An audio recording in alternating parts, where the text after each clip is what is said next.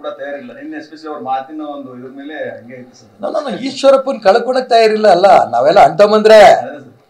ನೀವು ಖಾಸಗಿ ಆಗಿ ಬಸವರಾಜ ಬೊಮ್ಮಾಯಿ ಪತ್ರಿಕಾಗೋಷ್ಠಿ ಮುಗಿದ ನಂತರ ಅವ್ರ ರೂಮಲ್ಲಿ ಹೋಗಿ ಮಾತಾಡಿ ಈ ಬಿಜೆಪಿ ನಡೀತಾ ಇದೆ ಸರಿ ಇದೆಯಾ ಅಂತ.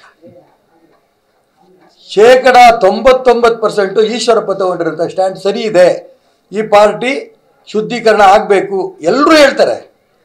ಬಹಿರಂಗವಾಗಿ ಯಾರು ಬರಕ್ಕೆ ತಯಾರಿಲ್ಲ. ಯಾಕೆ ನಂದೊಂದು MLA ಸೀಟ್ ಹೋಗುತ್ತೆ, ಮಂತ್ರಿ ಸ್ಥಾನ ಹೋಗ್ಬಿಡುತ್ತೆ, ಜಿಲ್ಲಾ ಪರಿಷತ್ ಸೀಟ್ ಹೋಗುತ್ತೆ.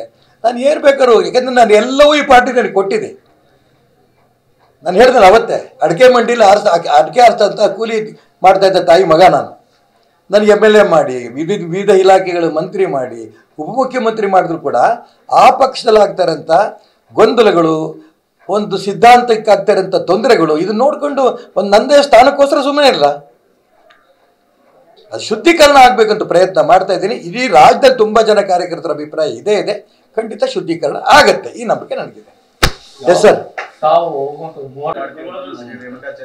ನಾನು ಹೇಳ್ತೀನಿಲ್ಲ ಸರ್, ಎಲ್ಲ ಪಾರ್ಟಿಲಿ ಗೊಂದಲ ಇರ್ಬೇಕಾರೆ ಯಡಿಯೂರಪ್ಪ ರೇಣುಕಾಚಾರ್ಯ ಇಷ್ಟೇ ನಾನು ಯಾಕೆ ಹೇಳಿ, ನಿಮಗೆ ಬಿಟ್ಟರೆ ನನಗಿಂತ ಜಾಸ್ತಿ ಹೇಳ್ತೀರಾ.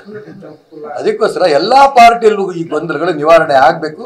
ಪ್ರಜಾಪ್ರಭುತ್ವ ವ್ಯವಸ್ಥೆ ಇಡೀ ಪ್ರಪಂಚದಲ್ಲಿ ಭಾರತದಲ್ಲಿ ಮಾತ್ರ, ದಯವಿಟ್ಟು ನೆನ್ಪಿಟ್ಕೊಳ್ಳಿ, ಇಂಥದ್ದು ಒಳ್ಳೆ ಪ್ರಜಾಪ್ರಭುತ್ವ ವ್ಯವಸ್ಥೆ ಪ್ರಪಂಚದ ಯಾವ ರಾಷ್ಟ್ರದಲ್ಲೂ ಇಲ್ಲ. ಇದಕ್ಕೆ ಕೆಲವರು ಕಂಟಕ ತರಂತ ಪ್ರಯತ್ನ ನಡೆಸ್ತಾ ಇದ್ದಾರೆ. ತಮ್ಮ ವಶದಲ್ಲಿ ಪಕ್ಷ ಇಟ್ಕೋಬೇಕು, ತಾವು ಹೇಳಿದಂಥವ್ರು ಕೇಳಬೇಕು, ಇದು ಸರ್ವಾಧಿಕಾರಿ ಧೋರಣೆ ಭಾರತದಲ್ಲಿರುವಂಥ ಯಾವುದೇ ರಾಜಕೀಯ ಪಕ್ಷಕ್ಕೆ ಬರಲ್ಲ.